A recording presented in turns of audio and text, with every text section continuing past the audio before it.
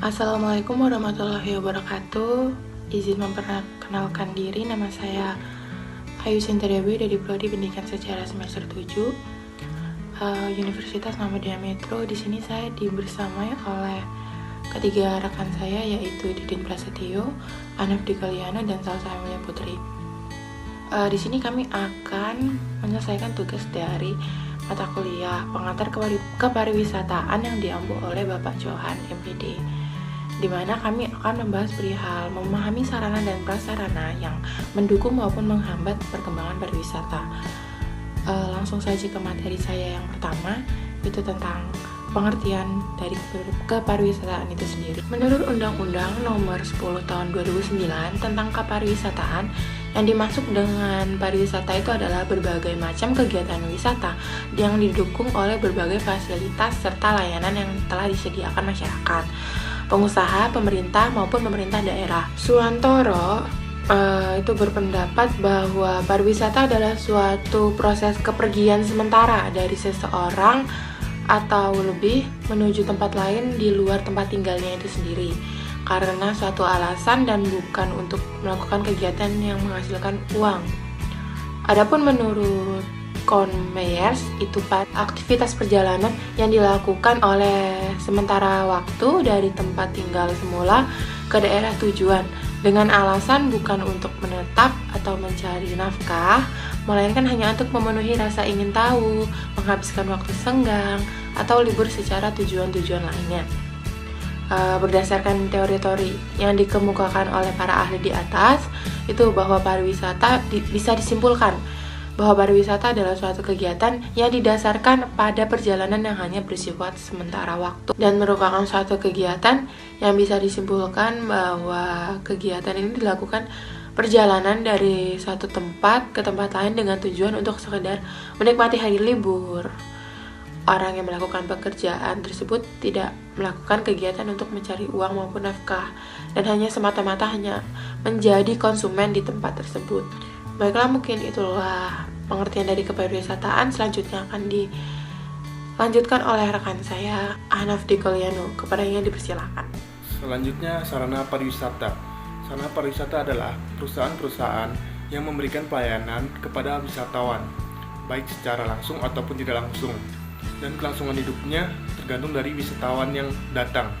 Menurut IoT, sarana kepariwisataan dapat dibagi menjadi 3 bagian. Yang pertama ada sarana pokok kepariwisataan, sarana pelengkap kepariwisataan, dan sarana penunjang kepariwisataan. Nah, ketiga bagian ini adalah sarana penunjang kepariwisataan. Kemudian prasarana pariwisata.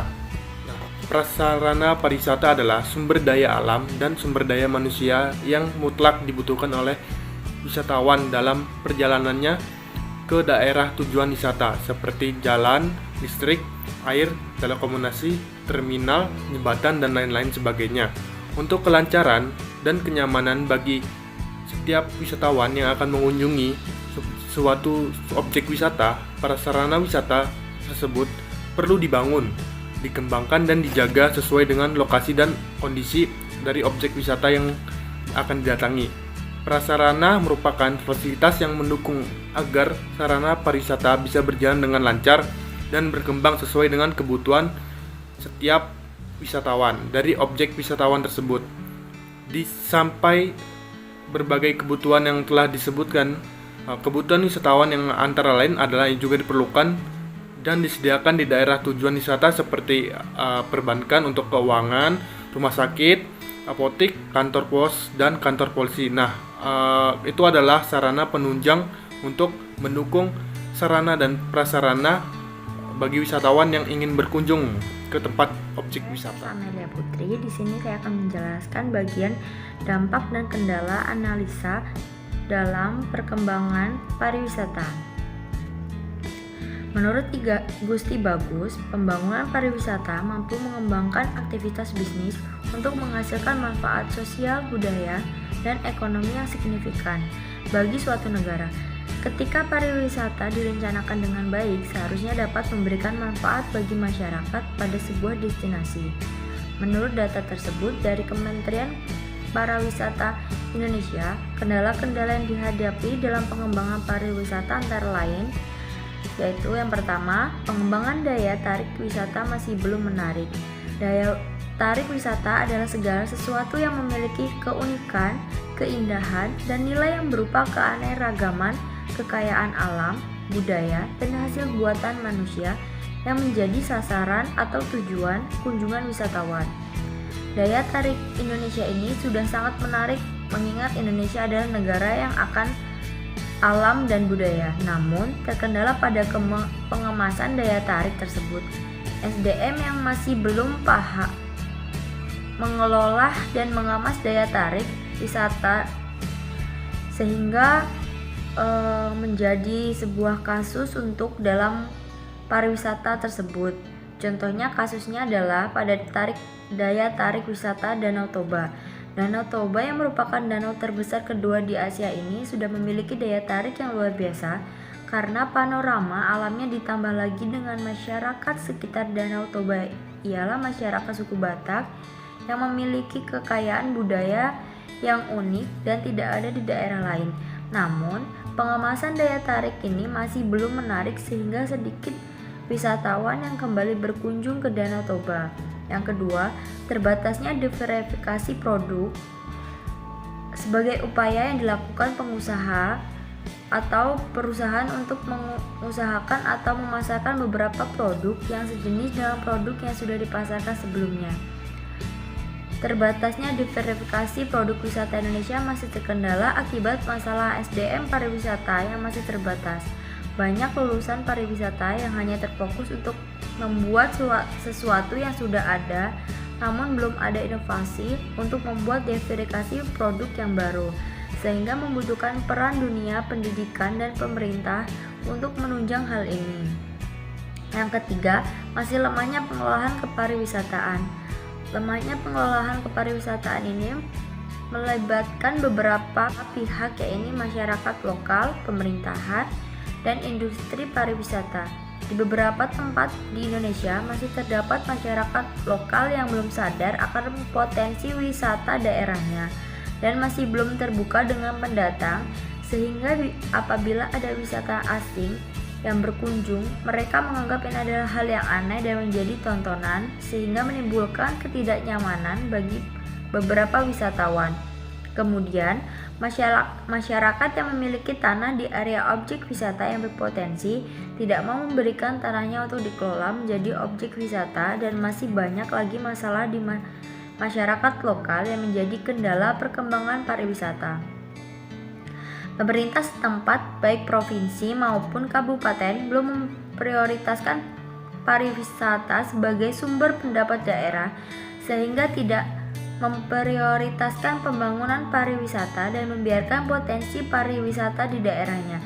Padahal, apabila pembangunan pariwisata mulai dikembangkan, otomatis infrastruktur daerah akan lebih baik, karena infrastruktur merupakan salah satu aspek pengembang pariwisata.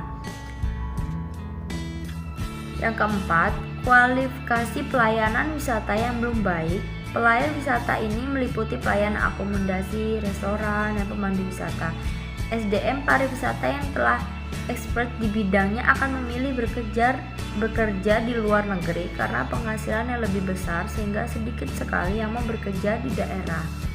Pekerjaan layanan wisata di daerah yang merupakan masyarakat lokal yang hanya mendapatkan pelatihan selama 3 bulan, sehingga pelayanan di akomodasi, restoran, dan pemandu wisata tidak maksimal karena keterbatasannya pengetahuan SDM dan kurangnya pembenaran karakter para SDM tersebut. Perlu ada tindak lanjut institusi pendidikan khususnya bidang pariwisata dan pemerintah daerah untuk memfasilitasi kegiatan pelatihan rutin serta pengawasan terhadap pelayanan di daerah tujuan wisata. Yang kelima, disparitas pembangunan kawasan wisata. Disparitas adalah perbedaan pembangunan antara suatu wilayah dengan wilayah lainnya secara vertikal dan horizontal yang menyebabkan disparitas atau ketidakrataan pembangunan. Ketidakrataan pembangunan wisata disebabkan oleh beberapa hal, yaitu kawasannya sangat jauh dari ibu kota wilayah, kawasan yang masih terisolir dari pembangunan infrastruktur jalan dan aksesibilitas yang sulit. Beberapa daerah berpotensi wisata tidak tersentuh pembangunan akibat daerah yang cukup jauh dari ibu kota wilayah sehingga tidak ada akses yang jelas menuju daerah tersebut, dan akses yang cukup jauh membuat wisata akan berpikir ulang untuk berkunjung. Yang keenam, interpretasi, promosi dan komunikasi yang belum efektif. Kembali lagi masalahnya SDM pariwisata, selain kurang terampil dalam pelayanan, masalah lain adalah dalam hal komunikasi dan bahan promosi. Untuk masalah interferensi dan komunikasi yang efektif yang masih menjadi kendala, wisatawan berkunjung ke daerah wisata namun tidak mendapatkan penjelasan yang baik dari pemandu wisata akan menimbulkan kesan yang kurang menarik. Yang ketujuh, keterbatasannya SDM dan komunikasi yang kompeten, sering timbulnya konflik dan kerusuhan sosial serta situasi dan kondisi politik yang masih memanas. Baik, di sini saya Didin Prastio melanjutkan penjelasan yang sebelumnya, yang dimana di sini saya akan menjelaskan tentang apa dampak positif dan negatif ketika membuat sebuah destinasi wisata. Jadi peristiwa pariwisata adalah sesuatu yang tidak asing lagi, yang didengar oleh telinga masyarakat, yang merupakan sesuatu yang disukai banyak orang untuk berrekreasi dan menghilangkan penat baik bersama teman, saudara, dan keluarga. Dan meskipun pariwisata diminati banyak orang, pariwisata juga memiliki dampak positif dan negatif seperti yang saya jelaskan tadi. Yang perlu kita ketahui sebagaimana biasanya segala sesuatu yang pastinya ada dampak positif dan negatif. Begitu juga dengan pariwisata, tentu saja memiliki banyak dampak positif baik untuk suatu daerah maupun untuk masyarakat di daerah itu sendiri. Yang pertama adalah dampak positifnya dulu. Yang pertama adalah menciptakan lapangan pekerjaan, dan kedua adalah menyumbang uang untuk negara, menjaga budaya setempat karena turis menikmati budaya daerah setempat seperti budaya mengutip kopi dari daerah Gayo dan bertujuan bertunjukkan tari saman dari daerah Gayo Lues. Kemudian nomor 4, penggunaan uang hasil dari wisata dapat digunakan untuk menjaga kelestarian lingkungan pariwisata. Kemudian nomor 5, menunjang fasilitas umum untuk turis yang juga bermanfaat untuk masyarakat setempat, contohnya seperti perbaikan jalan di sekitar daerah pariwisata. Kemudian meningkatkan pendapatan dari para turis lebih menjanjikan daripada dari warga lokal. Kemudian membantu mempromosikan daerah. Kemudian itu kan dampak positifnya. Kemudian dampak negatifnya yaitu bisa jadi perubahan sosial, globalisasi dan penghancuran pelestarian dan warisan, standarisasi dan komersialisasi, terjadi bentrokan budaya, meningkatkan kejahatan atau perjudian dan perilaku moral, dan kemudian pekerjaan hanya berdasarkan musim liburan dan membuat pendapatannya pekerja menurun. Kemudian berdampak buruk terhadap alam sekitar seperti terjadinya penebangan pohon secara liar guna membuka lahan pariwisata, dan kemudian terlalu ramai dan menimbulkan kemacetan, dan yang terakhir adalah harga souvenir meningkat di toko souvenir. Seperti itulah dampak positif dan negatif ketika membuat sebuah wisata destinasi seperti itu. Oke, sekian dari saya. Saya akhiri. Assalamualaikum warahmatullahi wabarakatuh.